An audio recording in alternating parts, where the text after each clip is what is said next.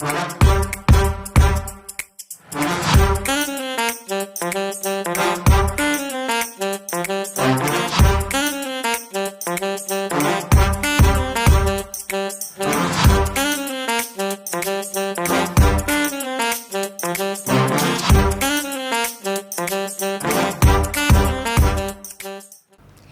Changers, kembali lagi ke segmen All About SMCC, topik Saints Movement bersama Ko Budi dan Ko Angga, penatua SMCC.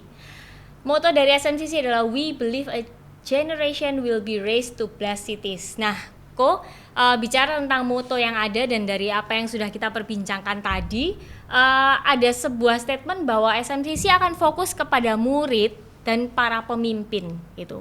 Nah, kebanyakan di gereja-gereja pada umumnya mereka fokusnya kepada jemaat saja kok. Nah, apa yang membuat perbedaan ini terjadi di SMCC dan kenapa fokusnya kepada murid dan pemimpin saja? Ko Budi atau Ko Angga nih? Ya, jadi begini, ya, seperti tadi dikatakan bahwa kita kan sudah mulai bagi ini. Jadi supaya kita ini jelas bahwa dari awal SMCC berdiri ini bahwa kalau kita namanya Saints Movement, berarti semua bergerak itu berarti bukan jemaat yang bergerak. Karena kalau di Kisah Para Rasul yang bergerak itu minimal murid. Ya kan, minimal murid.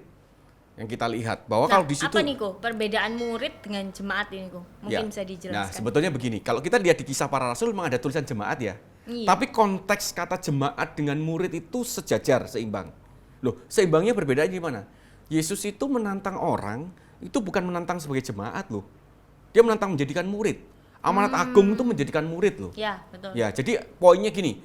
Jika kamu tidak pikul salib, kamu bukan muridku. Jika kamu tidak berbuah, kamu bukan muridku. Jika kamu tidak menyangkal dirimu, kamu bukan muridku. Jadi jelas-jelas bahwa itu syarat murid. Berarti saya dudukkan dalam konteks pengertian nanti adalah di sini bukan berarti bahwa oh ini jemaat, ini kan sudah terpisah. Padahal dulu tidak ada istilah itu. Yesus cuma cari murid, makanya amanat agungnya pergilah dan jadikanlah semua bangsa murid. Tetapi kita tidak menutup kemungkinan bahwa di gereja ini ada orang-orang yang masih baru, tidak bisa dijadikan murid dulu kalau dia nggak melewati beberapa proses yang kita siapkan. Itu sebabnya makanya kita bagi menjadi ada jemaat, ada murid, ada pemimpin, ya kan? Berarti harapan kami adalah memang fokus kami bukan di jemaat, fokus kami tetap akan murid karena mengingat kembali dalam visi kita adalah Saints Movement. Berarti kita akan jadikan jemaat menjadi murid semuanya. Makanya kita ada banyak program yang berhubungan dengan murid bukan jemaat. Yang berhubungan dengan jemaat cuma satu kayaknya, encounter kayaknya. Sisanya retreat murid, ya kan? Pertemuan murid, equipping leaders, semuanya. Nah, dari situ maka memang kita mempercayai bahwa kalau kita mau bergerak, berarti kita harus hasilkan murid dan pemimpin. Itu sih. Dari Ko Angga? Nggak ada, udah oke. Oke, kalau gitu pertanyaan buat Ko Angga nih Ko. Gimana caranya supaya orang itu bisa menjadi murid ketika tergabung dalam SMCC Ko? Caranya supaya bisa menjadi murid? Iya. Ya, jadi kita ajak mereka untuk mengikuti Bible Study. Oh ya, tadi sempat disebutkan ya, ada Bible Study class. Betul. Ya, jadi yang paling simple flow-nya ada di situ, flow-nya. Ya, ketika dia menyelesaikan Bible Study di tahap tertentu itulah, nah kita beri mereka satu materi ya Bible Study tentang menjadi murid. Nah dari sana kita buat mereka supaya tahu bahwa yang Yesus cari itu murid. Ya seperti tadi yang sudah diceritakan Budi ya. Bukan pengikut, bukan jemaat gitu ya kok. Ya, jadi Yesus tidak cari simpatisan ya kan. Yesus tidak cari likers ya, yang suka nge-like ya. Yesus tidak mencari banyak jempol. Nah, tetapi Yesus mencari murid.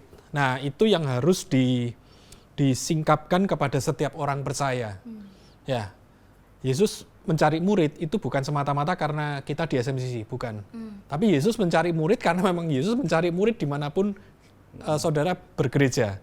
Itu. Nah, itu satu kebenaran yang tidak bisa kita pungkiri. Nah, setelah kebenaran itu diungkapkan, nah kita maka akan mengajak mereka untuk ambil komitmen, ya saya bersedia jadi murid. Mengambil komitmen untuk menjadi murid ya, Ko. Betul. Ya. Ini yang menjadi perbedaan antara yang hanya pengikut, follower saja, liker saja gitu ya, Ko, dengan murid gitu. Baik, Ko. Nah, ini kan memang nggak umum terjadi ya Ko. Nah, apa yang membuat Ko Budi sama Ko Angga ini berani untuk membuat pergerakan yang berbeda di SMCC daripada umumnya? Contohnya tadi kan ada disebutkan kecil tapi banyak, nggak mau besar ya Ko. Lalu pemimpin majemuk tadi juga fokus kepada murid dan pemimpin, bukan pada jemaat gitu. Ya, sebetulnya hal itu juga dipicu ketika pertama kali kita mau bergerak, mau merealisasikan SMCC ya. Pertama kali kita mau merealisasikan SMCC itu, salah satunya itu ada pertanyaan yang kita kutip dari George Barna ya. George Barna, dia konsultan gereja khususnya, dia pengamat gereja. Nah, dia memberikan statement bahwa misi, yang disebut misi itu adalah why do we exist? Itu. Why do we exist? Ya, why do we exist? Nah, pada waktu itu menjadi salah satu pertanyaan. Oke, kalau kita berkumpul, kita yakin bahwa kita harus mendirikan sebuah gereja, ya kan, kita bergerak mendirikan sebuah gereja. Nah, kita harus bisa menjawab why do we exist? Nah, kenapa harus bisa menjawab itu? Karena jujur aja gereja itu sudah terlalu banyak sebetulnya. Ya, maksud saya terlalu banyak itu sinode yang terdaftar ya. Maksud saya seperti itu. Ya, maksudnya itu sinode yang terdaftar, dan gereja-gereja besar juga banyak ya kan di Surabaya seperti itu. Nah, makanya dari situ kita harus bisa menjawab why do we exist. Kalau kita hanya sekedar ingin menjadi seperti gereja A misalkan, nah kenapa enggak kita gabung aja dengan gereja A, selesai, ya kan? Kalau kita ingin menjadi seperti gereja B misalkan, ya udah kita bergabung aja dengan gereja B, selesai.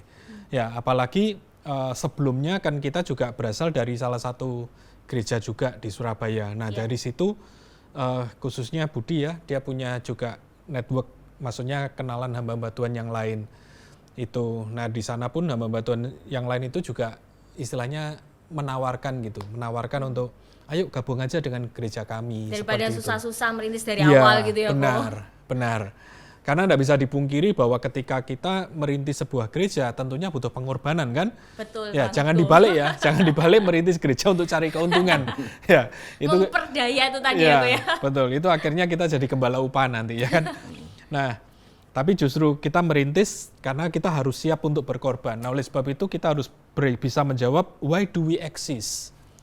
Nah, karena why do we exist itulah kita bergumul akhirnya ya memang kita harus melakukan ini. Ya, karena memang kita harus melakukan ini, makanya kita harus ada. Jadi kalau kita tidak perlu melakukan hal yang seperti tadi, ya udah kita nggak usah ada. Kenapa? Karena pada umumnya sudah ada gereja yang bisa menampung. Seperti itu. Nah, kenapa kita ingin melakukan itu semua tadi? Misalkan menekankan murid, ya kecil tapi banyak, ya kan, tidak satu tapi besar. Sekali lagi karena kita meyakini bahwa itulah yang kita baca, yang dilakukan oleh para rasul. Ya, yang dilakukan oleh Tuhan Yesus menantang murid dan lain sebagainya. Nah, jadi kita punya kerinduan bagaimana SMCC sebisa mungkin. Ya, saya bilang pakai sebisa mungkin karena kita juga bukan gereja yang sempurna ya. Maksudnya kita bukan gereja yang pasti bisa mengembalikan itu semua. Tapi sebisa mungkin kita berusaha mengaplikasikan apa yang ada di Alkitab, di Kisah Para Rasul. Kita aplikasikan sebisa mungkin itu terjadi kembali. Itu.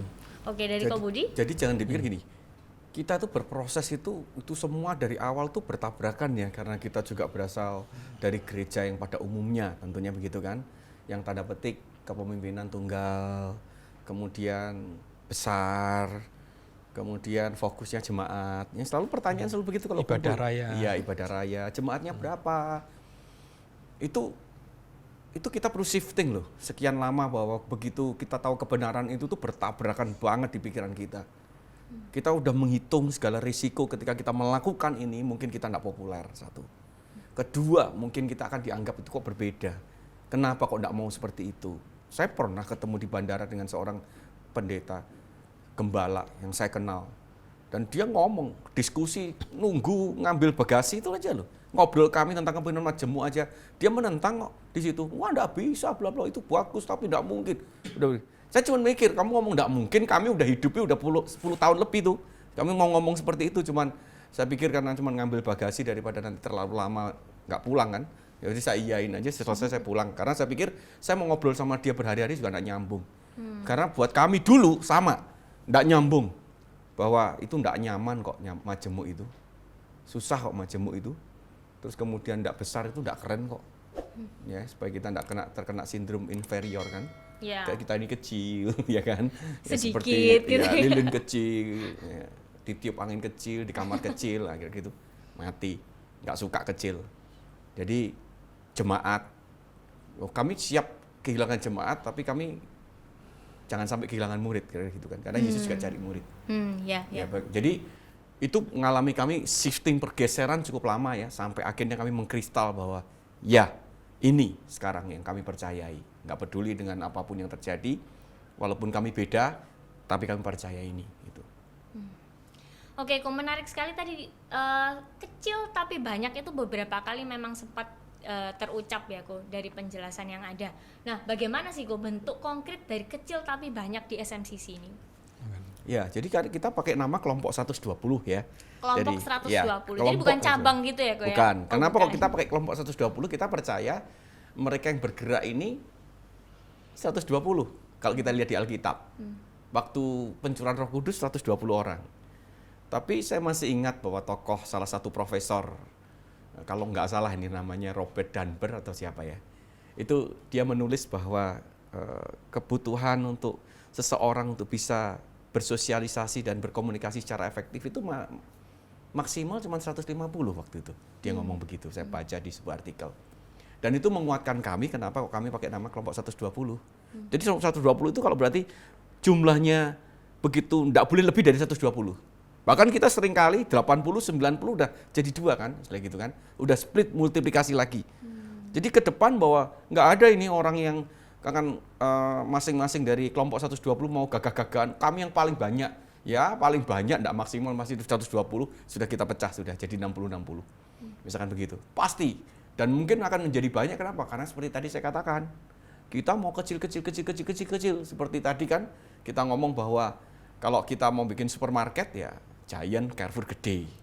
Tapi Alfamart itu, Indomart itu jarak 100 meter, 200 meter itu muncul loh. Sama di kampung-kampung. Kampung-kampung. Loh, mereka menjawab semuanya. Yeah. Tidak semua orang berani ke supermarket besar. Tapi di supermarket yang kecil, mereka semua bisa masuk. Hubungan terkendalikan, terpuaskan semuanya. Maka kami putuskan, kami mau kecil, kami tidak mau besar. Ya, itu. Tapi kalau berkumpul satu hari, baru terlihat ya kok. Baru terlihat. Iya. Nah, tapi itu kan sekali-kali. Intinya yang sering kali adalah kecil. Ya kan? Sekali-kali menjadi besar. Tapi setelah itu kembali lagi menjadi kecil, tapi banyak. Nah, itu sih. Dari Ko Angga? Udah. Okay. Bagaimana kelompok 120 ini merunning atau menjalankan kita bilang kepemimpinan mereka atau bentuk dari gereja kelompok 120 mereka ini? Ya, itu Angga jelaskan nih strukturnya dari komunitas itu, silakan. Ya, secara struktur gue ya. Aduh, ini moderatornya kurang cerdas ini. Iya. Saya minum dulu ya teman-teman. Karena kalau nggak dijelaskan moderator saya juga nggak ngerti. Ya, oke. Nah, jadi begini. Tadi kan kita bicara SMCC itu kepemimpinan majemuk.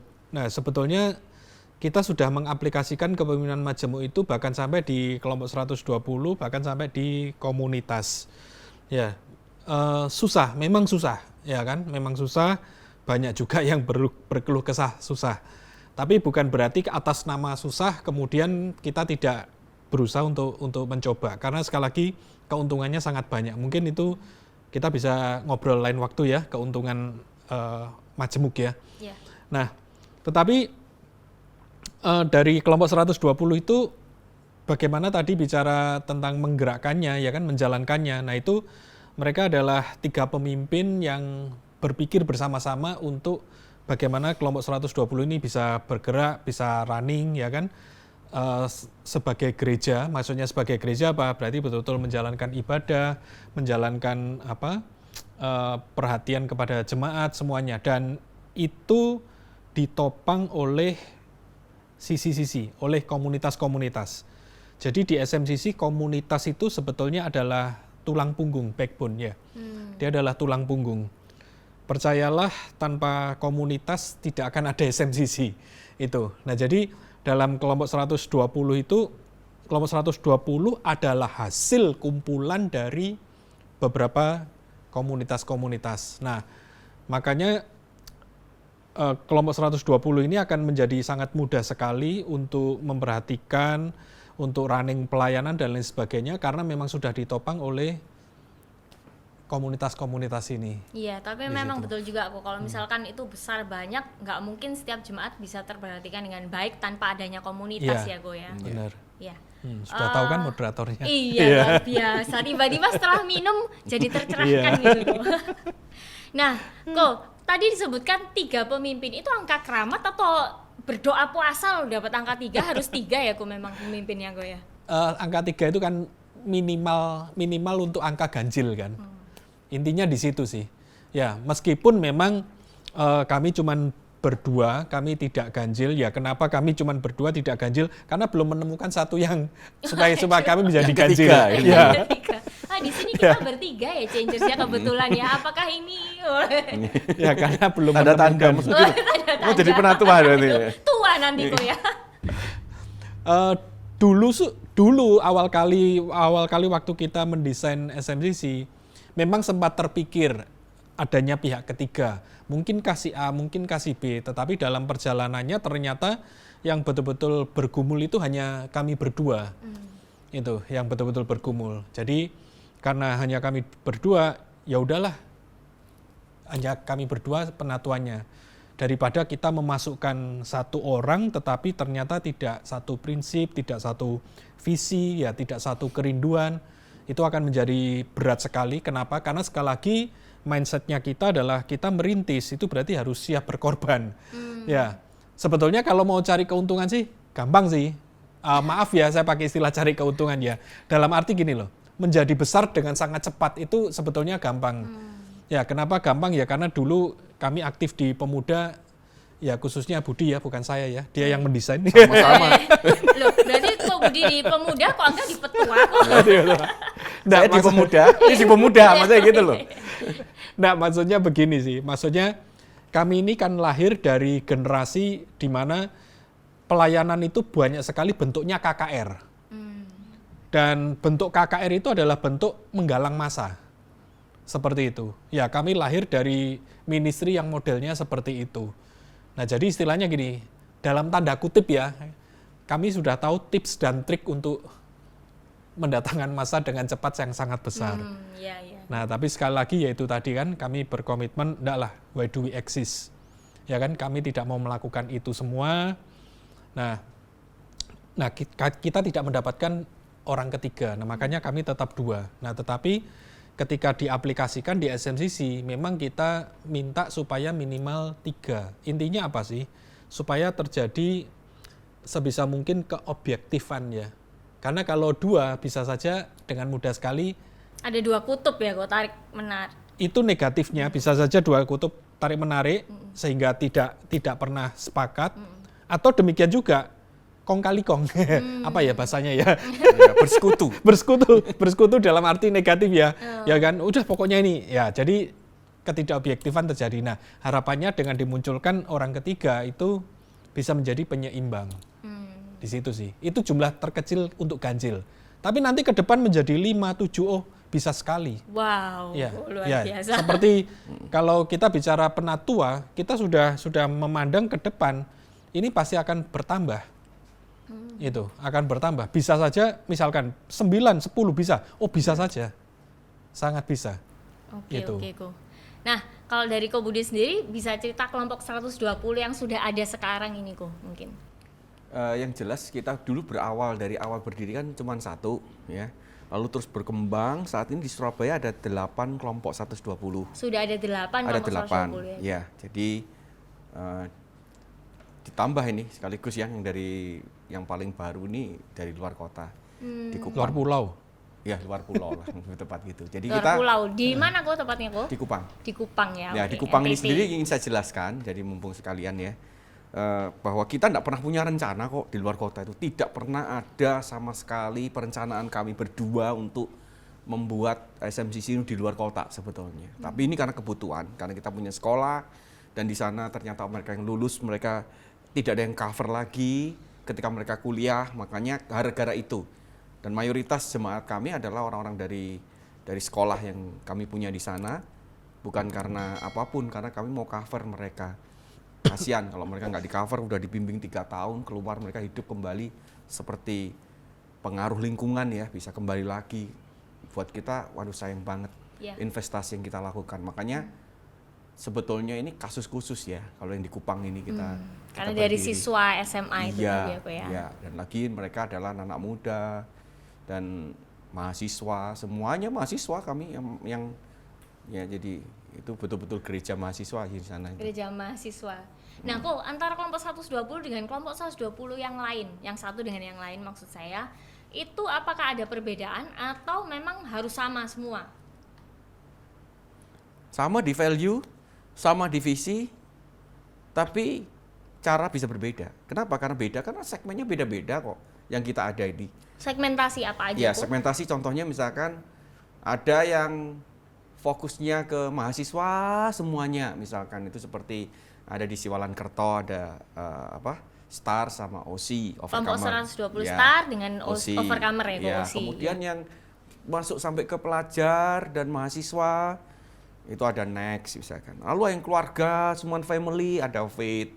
Ada yang gabungan antara keluarga dan profesional. Ada profesional muda sendiri itu Impact. Profesional muda, oke. Profesional muda sendiri. Ada yang gabungan antara profesional muda dan family itu ada Destiny. Ya. Kalau Light sendiri juga mahasiswa. Jadi tanpa sadar bahwa mereka mengambil segmentasi masing-masing dan tentunya tidak bisa diperlakukan sama. Antara Faith yang keluarga semua dengan yang mahasiswa beda dong. Tapi value sama, visi sama, value sama. Itu yang kita jaga. Iya. Cara, metode, bagaimana mereka penjangkauan pun bisa beda-beda. Terserah mereka, masing-masing penilik jemaat ya. Jadi leaders dari kelompok 120 yang disebut penilik jemaat. Oh, bukan penatua ya gue ya? Penatua Bukan. kelompok 120 bukan ya? Bukan, Penilik penilik jemaat, jemaat, ya Bu. iya. Kerjaannya udah kelihatan itu dari namanya menilik jemaat. Ya, jadi kita menilik pemimpin, bukan Oh, kalau penatua Penatua. menilik pemimpin.